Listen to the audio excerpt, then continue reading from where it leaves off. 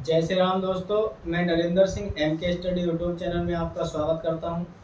जैसा कि हम कल की क्लास पढ़ चुके हैं, कल की क्लास में हमने आपको शिक्षण सहायक सामग्री, आज का भी जो हमारा टॉपिक है वो क्या है, शिक्षण सहायक सामग्री। देखिए, आज का टॉपिक हमारे पास है शिक्षण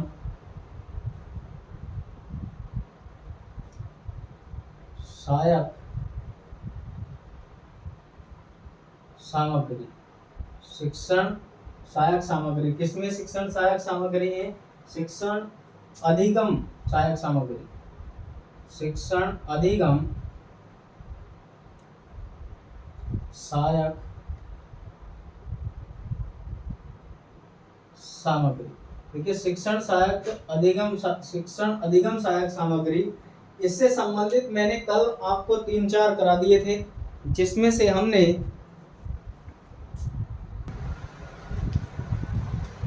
से कल हमने आपको एक करवाया था हिंतारा अबेकस के नाम से जिसे जाना जाता है। एक हमने आपको करवाया था इसमें संख्या चार्ट, जियो बोर्ड, टैनिग्राम। और इससे आगे जो 2-3 और बचे हैं उन्हें आज की क्लास में लेकर चल रहे हैं। इनके पर कुछ न्यूमेरिकल क्वेश्चन भी आज की क्लास में हम करेंगे और क्लास महत्वपूर्ण होने वाली है। आपको आज की और कल की क्लास से 2 नंबर मिल जाएंगे सी टाइप में। ये आप देख लेना, जिस दिन पेपर होगा ये सब चीज़ें आपको दिखा दूंगा कि हाँ, हम कह रहे थे कि ऐसा इसमें होता है। देखिए, आगे जो आज का है, आज है हमारे पास अगला टॉपिक, इसमें जियो बॉक्स। क्या है? जियो बॉक्स। आप इसमें पढ़ेंगे हम जियो बॉक्स। जियो बॉक्स क्या होता है? देखिए, यह एक ज्यामिति बॉक्स होता है। जियो बॉक्स कहते हैं ज्यामिति बॉक्स को। ज्यामिति बॉक्स में जिसमें हम ज्यामिति का सामान रखते हैं। आप भी पढ़ते हैं तो आपको ये पता होगा ज्यामिति बॉक्स क्या होता है। और मैं अभी इसके संबंध में आपको बताऊंगा अभी क्या क्या होती है। जैसे पटरी प्रकार होती हैं, टी प्रकार होती है, ये जिन्हें हम सेट स्क्वायर त्रिकोणे होते हैं, ये सब जियो बॉक्स के माध्यम से रखते हैं और हम इसमें ज्यामिति के कार्य करने में इनका प्रयोग करते हैं। इसके संबंध में महत्वपूर्ण चीज़ें हम नोट करते हैं। देखिए क्या क्या होती है। यह ज्यामिति बॉक्स है।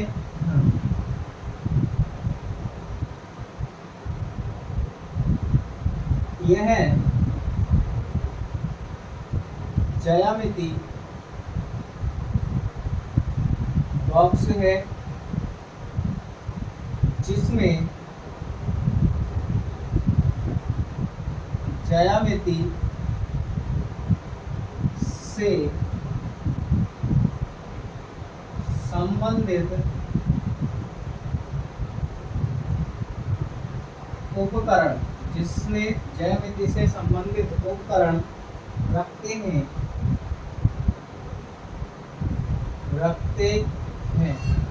जैसे कौन से उपकरण हम इसमें रखते हैं? देखिए, जैसे पटरी है, पटरी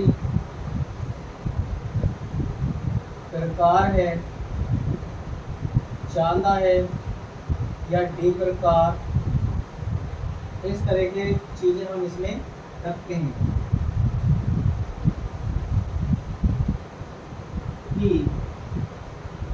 पटरी आदि, इन सबको हम किसमें रखते हैं?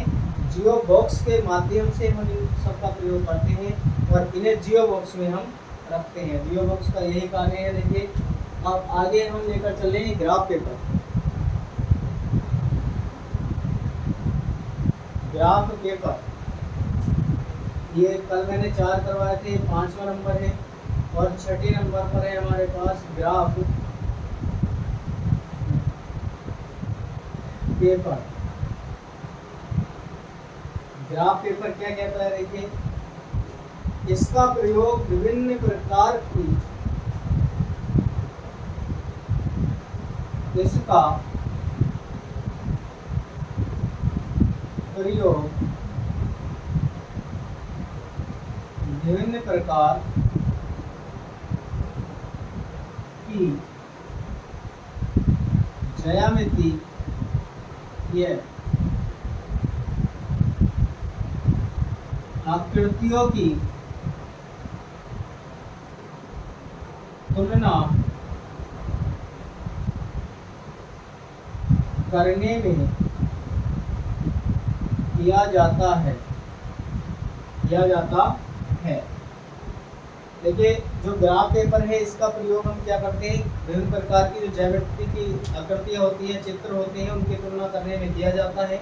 और एक नोट पॉइंट में इसमें लिख रहा हूँ, विशेष के जो नोट पॉइंट होते हैं इनसे क्वेश्चन ज़्यादातर पूछे जाते हैं। यदि इम्पोर्टेंट चीज़ है ये जो मैं यहाँ पर लिखा रहा हूँ आपको, ये मोस्ट इम्पोर्टेंट है ना, क्या है देखिए, यदि दशमलव संख्याओं के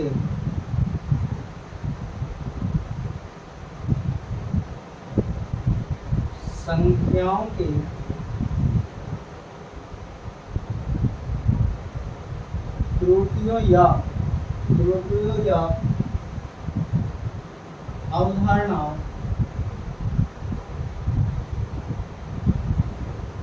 पर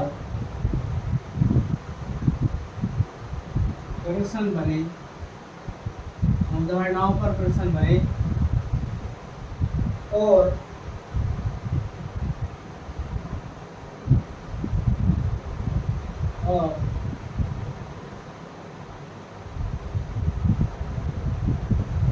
ऑप्शन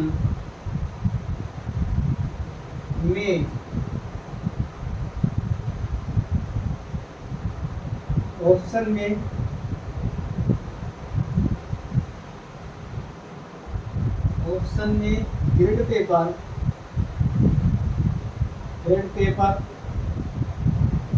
या संख्या चार्ट नहीं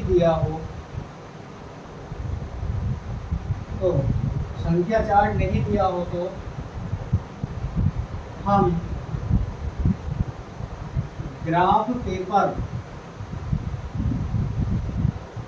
को लगाते हैं। देखिए, ये इम्पोर्टेंट नोट है जो मैंने यहाँ पर लिखा है। यदि हमारे पास दशमलव आदि संख्याओं से कोई भी क्वेश्चन बनता है, ये लिखा ना मैंने, यदि दशमलव संख्याओं की त्रुटि या अवधारणाओं से किसी भी प्रकार का कोई क्वेश्चन बनता है और ऑप्शन में आपको संख्या चार्ट या ग्रेड पेपर नहीं दिया गया है, तब हम इसमें क्या करते हैं, ग्राफ पेपर ऑप्शन में दिया गया होगा तब आप ग्राफ पेपर लगा देंगे। यदि ऑप्शन में आपको दशमलव से कोई भी संख्या से क्वेश्चन बना और आपको ग्रिड पेपर या चार्ट पेपर नहीं दिया जाता है, तो आप उसमें ऑप्शन में दिया गया होगा निम्न में से कोई नहीं, तब आप उसमें से कोई नहीं टिक करेंगे, जो कि आपका क्वेश्चन गलत हो जाएगा और ग्राफ पेपर उस क्वेश्चन के ऑप्शन में दिया गया होगा। इसलिए आपको जो नोट पॉइंट लिखवाए जाते हैं, आप नोट पॉइंटों को महत्वपूर्ण तरीके से समझें, इन पर ध्यान दें और ये किस प्रकार से हल किए जाते हैं, आप इन पर विशेष प्रकार से ध्यान देकर इन्हें याद करें। आगे हमारे पास है बिंदु शीट या डॉट पेपर। इसका प्रयोग कहाँ पर किया जाता है, बिंदु शीट का, डॉट पेपर का? ये इसमें गणित अधिगम में शिक्षण सहायक सामग्री का लास्ट है, जो अब टॉपिक में आपको लिखवाने जा रहा हूँ। देखिए क्या है, हेडिंग है हमारे पास, ये 7-8 नंबर होगा शायद। बिंदु शीट या डॉट पेपर या हम कह सकते हैं बिंदु पटल, इन नामों से हम इसे जानते हैं। और अंग्रेजी शब्द की एक ही होती है डॉट पेपर, अंग्रेजी शब्द की एक ही होती है, इनमें से डॉट पेपर क्या होता है। देखिए,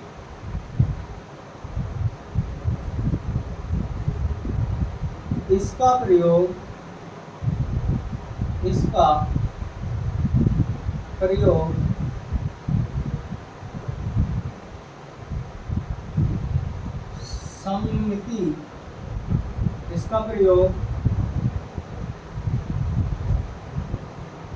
सममिति और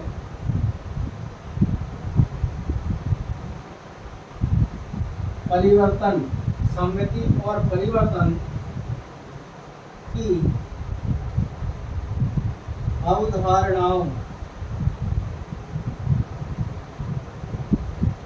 में किया जाता है। इसका प्रयोग जो है सममिति और अवधारणाओं के में सममिति और परिवर्तन की अवधारणाओं में डॉट पेपर, ग्रिड पेपर या हम इसे कहते हैं बिंदु पटल का प्रयोग किया जाता है। अगर आपसे क्वेश्चन पूछा जाता है, मान लीजिए कि किसका प्रयोग सममिति और परिवर्तन करने में किया जाता है, तो आपको या तो डॉट पेपर दिया गया होगा, बिंदु पटल दिया गया होगा, इनमें से तीनों में से कोई सा भी एक दिया गया होगा, वही आपका ऑप्शन सही होगा। इस प्रकार से इसमें दिए जाते हैं। क्योंकि इन पर एक क्वेश्चन बना, जैसे मैं आपको एक क्वेश्चन नोट कर रहा हूँ यहाँ पर। क्वेश्चन क्या था? क्वेश्चन है 2 दशमलव संख्याओं के योग के 2 दशमलव संख्याओं के योग से संख्याओं के योग के अवधारणाओं, संख्याओं के योग की अवधारणा को स्पष्ट करने के लिए, स्पष्ट अवधारणा को स्पष्ट करने के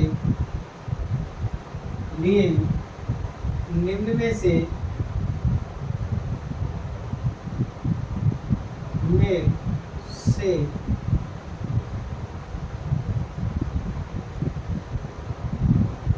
कौन सी शिक्षण अधिगम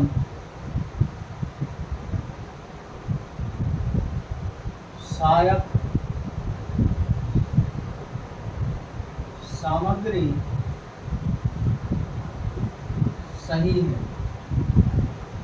सही है, महत्वपूर्ण है, सही हो या महत्वपूर्ण हो, इस प्रकार से कुछ भी दिया गया होगा। ऑप्शन में है ए नंबर में गिनतारा,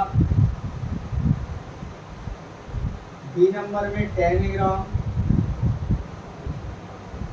और सी नंबर में हमें दिया गया है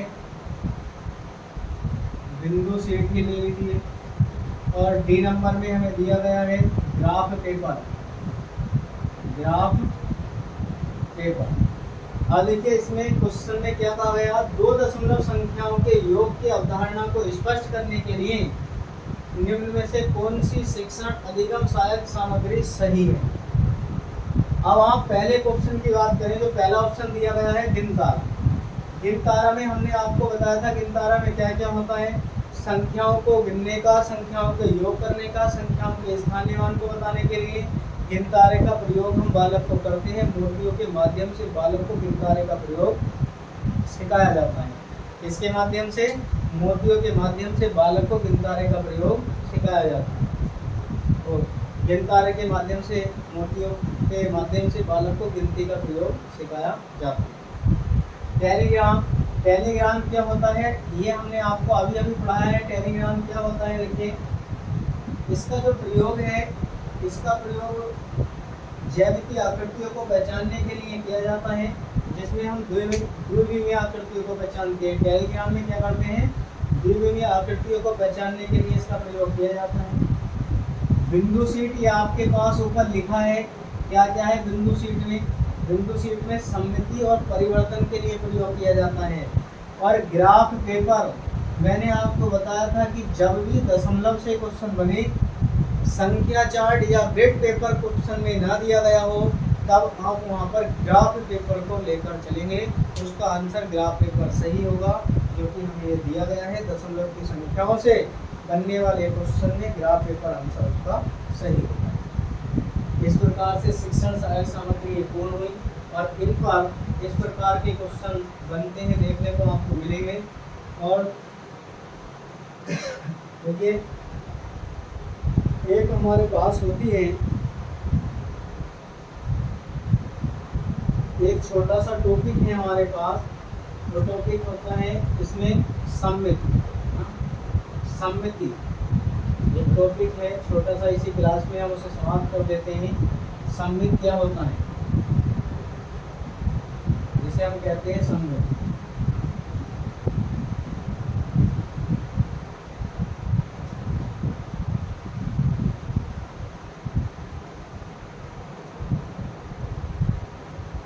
एक छोटा सा टॉपिक है हमारे पास सम्मिति,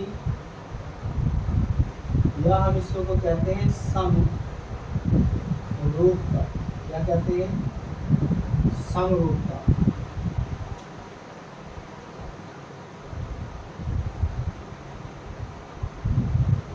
देखिए सम्मिति क्या होती है। सम्मिति या समरूपता का विचार हमारे मन में जब आता है जब एक ही वस्तु या एक ही आकृति दूसरी दिखाई देने वाली वस्तु या आकृति के समान दिखती है। इस प्रकार से हम उसे सम्मिति या समरूपता कहते हैं। याद रखिए इसकी परिभाषा क्या है। देखिए आप क्या कहेंगे, हम इसे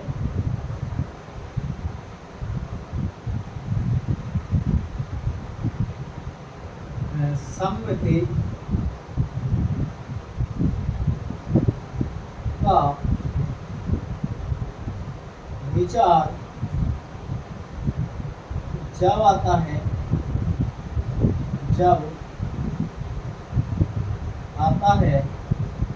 तब एक आकृति या वस्तु दूसरी आकृति या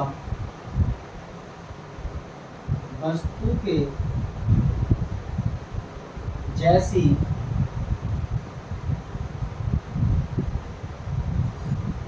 दिखाई देती है। जब एक आकृति या वस्तु दूसरी आकृति या वस्तु के अनुसार दिखाई देती है तो किसका विचार आता है, ज्यामिति का विचार हमारे मन में आ जाता है। यह क्या करती है, दूसरा पॉइंट में इसमें लिख रहा हूं। देखिए यह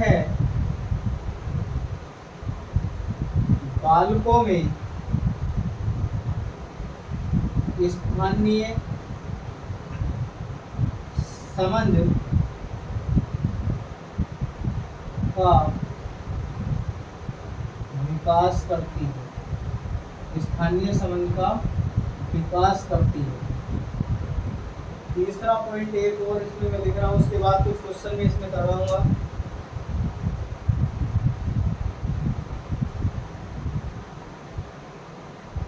इसका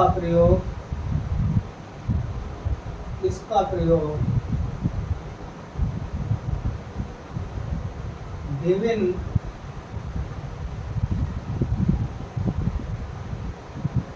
आकृतियों में दिखावट के आधार पर अंतर करने में किया जाता है।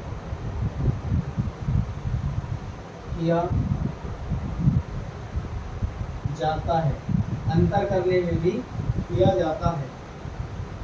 इसका प्रयोग प्राय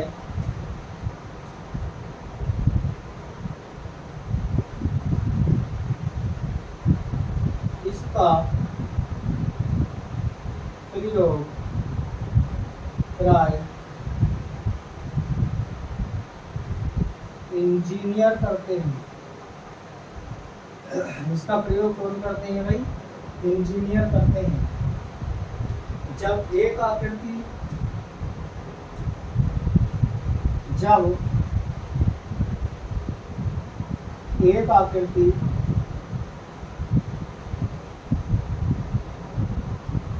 दूसरी आकृति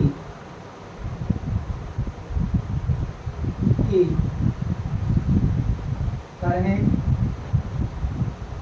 दिखाई देती है तो उसे समरूपता कहते हैं। इसे क्या कहते हैं भाई? समरूपता कहते हैं। देखिए मैंने इसके संबंध में आपको कुछ पॉइंट लिखे हैं।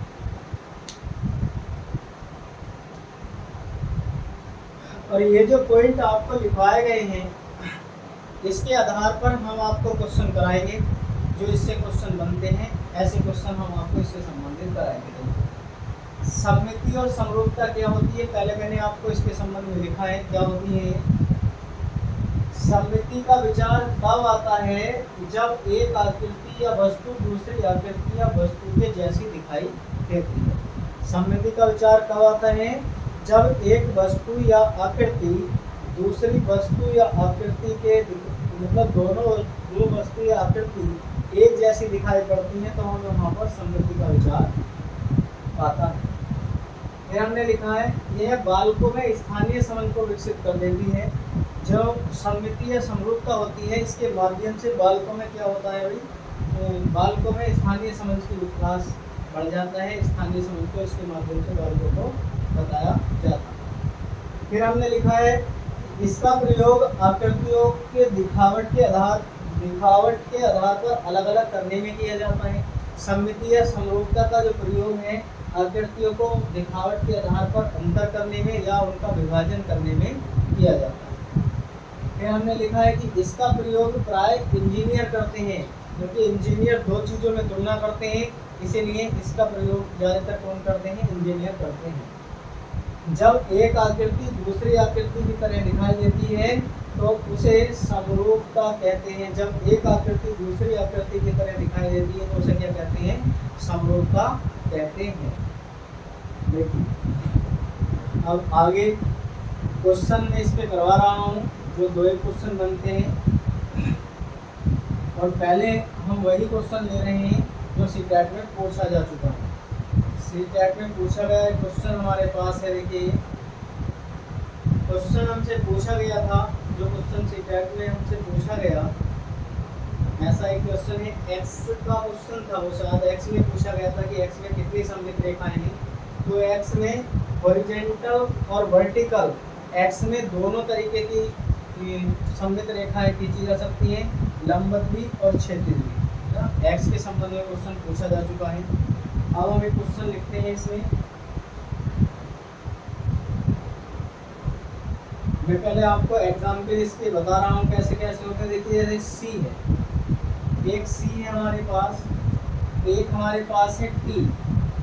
ऐसा ही एक हमारे पास एक त्रिभुज है, एक हमने ये त्रिभुज लिया और एक आयत है या वर्ग है, कुछ भी मान लीजिए, ऐसा हमने ये ले लिया। अब देखिए सममिति जो रेखाएं होती है, सममिति रेखा का मतलब ये होता है कि वो बराबर उसे ऐसे ही दो चीज़ों में बांट सकती हो जैसे दोनों तरफ से बराबर दिखाई देती हैं। जैसे आप देखें, यदि मैं सी के बीचों बीच, ये मैंने यहाँ पर सी लिखा है, यदि मैं सी के बीचों बीच ऐसे जैसे ये सी है, यदि मैं इसके बीचों बीच एक सममिति रेखा खींचूँ यहाँ पर, तो आप देखें जैसी ये ऊपर दिखाई देती है सी, वैसे ही नीचे दिखाई देती है।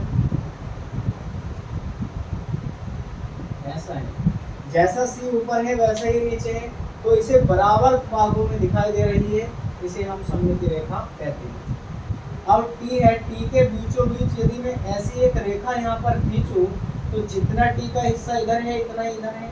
और हमने आपको ये लिखाया है कि बराबर चीज़ों को, एक चीज़ दूसरी वस्तु या कोई भी चीज़ हो, दोनों एक से दिखाई देनी चाहिए। यदि मैं इस त्रिभुज को बीचों बीच दो भागों में बांटूं तो आपको नज़र आएगा, ये मिट गया यहाँ से, आपको नज़र आएगा कि ये जो है बराबर दो भागों में बढ़ रहा है। और हमने क्या लिखवाया है कि सममिति रेखा उस रेखा को कहते हैं या समरूपता उसे कहते हैं जो किसी भी वस्तु को या किसी भी चीज़ को दो बराबर भागों में विभाजित कर सकती है। अब आप इसे देखें, आप इसे भी कितने दो भागों में बांट सकते हैं, इसे हॉरिजॉन्टल और वर्टिकल, क्योंकि यदि हम इसे ऐसे बांटेंगे तो ये भी एक सा नहीं दिखाई देगा, यदि मैं इसे ऐसा बांटूँ तो नहीं दिखाई देगा, टी को अगर मैं ऐसे बांटूँ तो भी नहीं दिखाई देगा। परंतु यदि मैं इसे आधे में ऐसा बांटूँ तो आधा इतना इधर है इतना इधर है, और ऐसे बांटते हैं इतना ही ऊपर है और इतना ही नीचे है। इस प्रकार से हम इसे बना सकते हैं। अब जैसे मैं इस पर एक क्वेश्चन लेकर चल रहा हूँ, देखिए क्वेश्चन में आपसे पूछा गया है, क्वेश्चन है निम्न में से आकृति में निम्न में से कौन सी आकृति में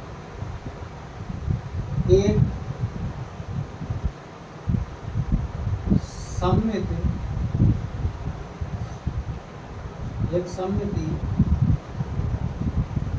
रेखा है। निम्न में से कौन सी आकृति में एक सममिति रेखा है?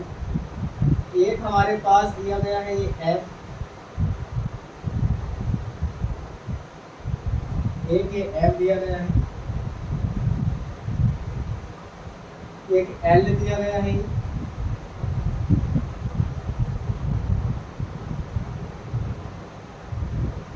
एक L दिया गया है, ए ऑप्शन में ये है, बी ऑप्शन में L है, और सी जो ऑप्शन है, सी ऑप्शन में हमारे पास दिया गया है T। क्या दिया गया है सी ऑप्शन में? T। सी ऑप्शन में T है।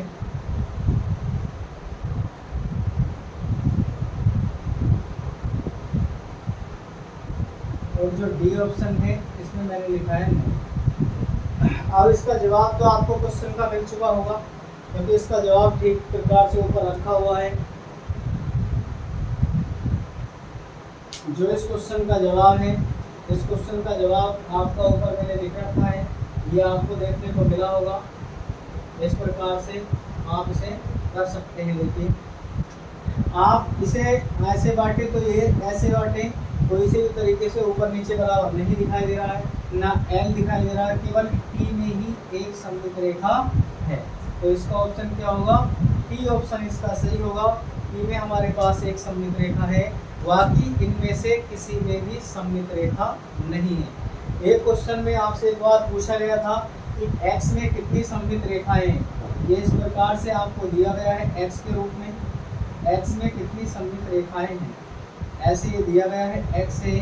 देखिए X में यदि आप इसे बांटें यहाँ से, तो इसमें एक प्रकार से दोनों तरफ से बराबर दिखाई दे रहा है, और यदि मैं इसे यहाँ से बांटता हूँ तो ऊपर से और नीचे से ये भी आपको कैसा दिखाई दे रहा है, ये भी आपको बराबर दिखाई दे रहा है। तो एक इस शब्द में एक से अधिक सममित रेखाएं हैं।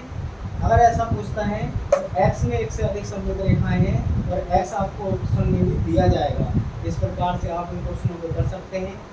आज मैंने शिक्षण अधिगम सहायक सामग्रियों के कुछ पार्ट बचे हुए थे, जैसे आपको बिंदु सेट था, कैनोग्राम था, या ग्राफ पेपर था, ये आपको करवाए गए हैं। और बाकी ये सममित के संबंध में सममिति क्या होती है, दो एक सी वस्तुएं जो एक दूसरे के अनुसार दिखाई देती हैं उन्हें सममित या समरूपता कहते हैं। किस शब्द में सममित रेखाएं होती हैं, किस शब्द में सममित रेखाएं नहीं होती हैं। इस प्रकार के आपको क्वेश्चन भी मैंने यहाँ पर लिए हैं। एक से अधिक सममित रेखाएं किस में होती हैं, ये भी मैंने आपको बताया।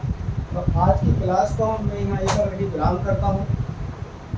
आप ज़्यादा से ज़्यादा हमारे MK स्टडी चैनल को सब्सक्राइब करें, और मुझे लगता है कि मैंने ज़्यादातर इसमें जो पैडागोजी दी गई थी, पैडागोजी मैथ के सेक्शन में जो थी मैंने कवर करा दी है। अब हम न्यूमेरिकल सेक्शन पर आगे की क्लास से चलेंगे।